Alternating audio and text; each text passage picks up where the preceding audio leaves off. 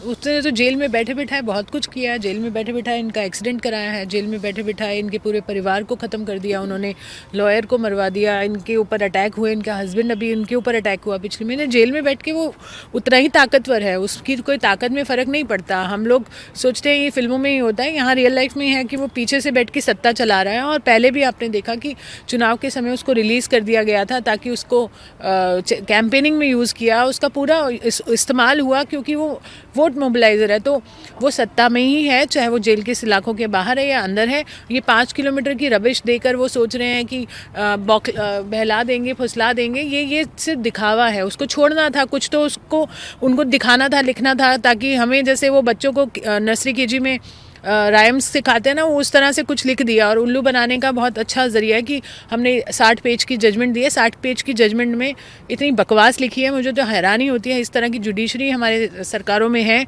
सरकारों में इसलिए बोल रही हूँ कि जुडिशरी सरकारों में ही है हमारे देश में।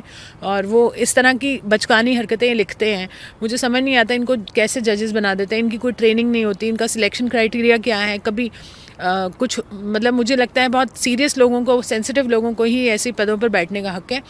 इस तरह के जो मजाक लिखते हैं ना, तो मुझे लगता है अब क्या करें। आप बताइए, कोई जज के आगे, घर के आगे तो हम धरना दे भी नहीं सकते हैं, 2 मिनट में कंटेम्प्ट ऑफ कोर्ट लगा देंगे। क्या करें बताओ, हम कैसे अपनी आवाज़ उठाएं। हम तो सीधा सीधा सुप्रीम कोर्ट ही जा सकते हैं। तो ये बचकानी जो उन्होंने हरकत किया, बचकानी या ओछी हरकत करी है, ये ऑर्डर बना के, ये ऑर्डर नहीं है, ये एक थप्पड़ है हमारी बेटियों के ऊपर, थप्पड़ है, वो ऑर्डर नहीं है। मतलब जो बच्चियाँ इंसाफ मांग रही हैं उनके ऊपर हंसी है वो एक तरह से।